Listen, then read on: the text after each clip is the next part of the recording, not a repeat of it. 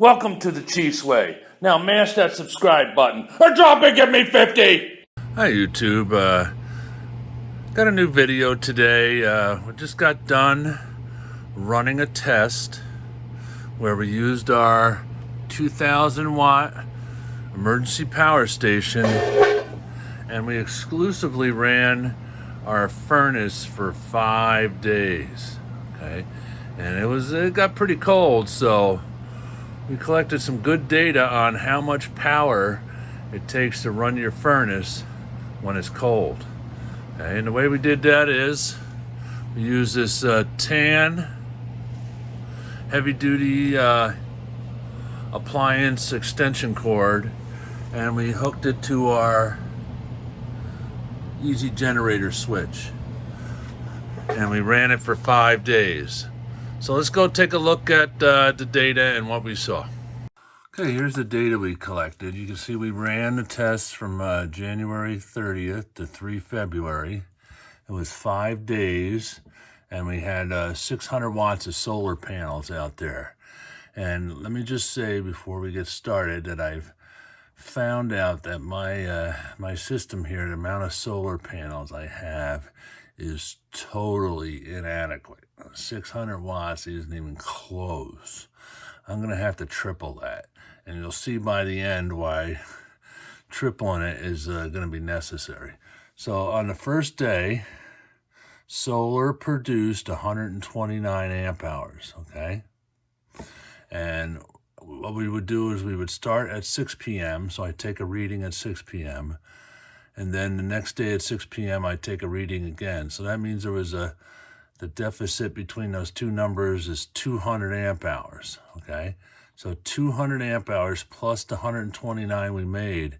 So for the day, okay, it took 329 amp hours to run the furnace for a 24-hour period, which came to 4,211 watt hours.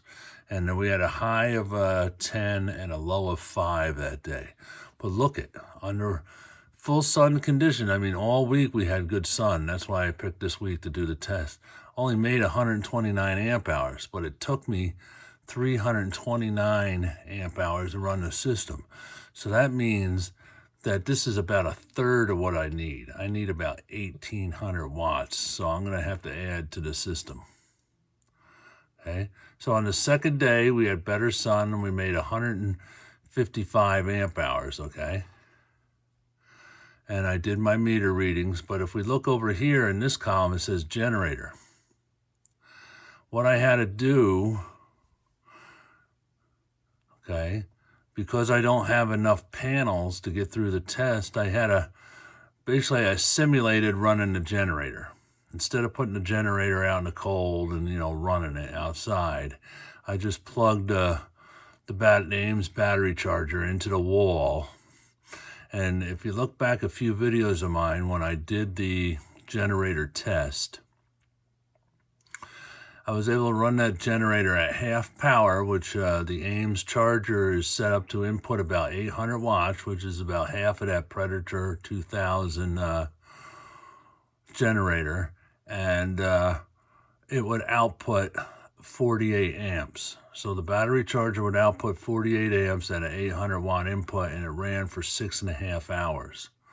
So I ran it for half of that, 3.25 hours. So 48 times 3.25 comes to 156 amp hours, which I added to the battery. So if we add 155 amp hours, 156 amp hours, plus 86, which was the difference between the two meter readings, that came up with 397 amp hours that day.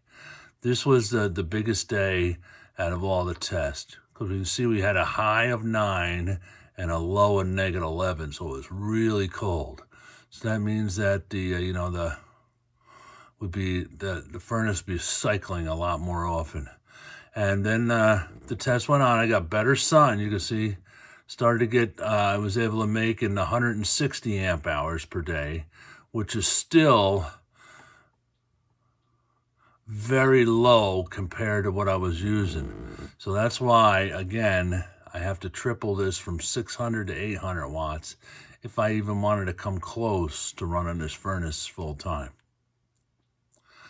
Okay, and I mean, it got a little bit warmer on a few days, so that's why, my consumption went down. If you look at on the fourth day, it was a high of 30 and a low of 0, so we only used 298 amp hours that day. And that was the lowest day of them all. Okay, so on average, I was able to produce 157 amp hours per day. And then the generator, when I did run it, was always 156 amp hours because I ran it at 48 amps for 3¼ hours. The total amp hours for the day averaged 351 for a 4,490 watt hours. And the average temperature of the test was a high of 16 and a low of -3. Okay, so the moral of the story is, obviously, the more solar panels you got, the better.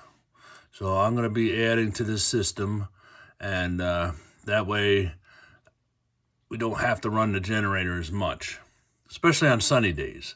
I mean, if you have a properly sized system on a super sunny day, you should never have to run your generator, okay? But you might still have to run a generator on, when it's cloudy for a week. You'll have to run a generator a couple times to keep your batteries topped off. So if you like this content, please like and subscribe, and we'll see you in the next one.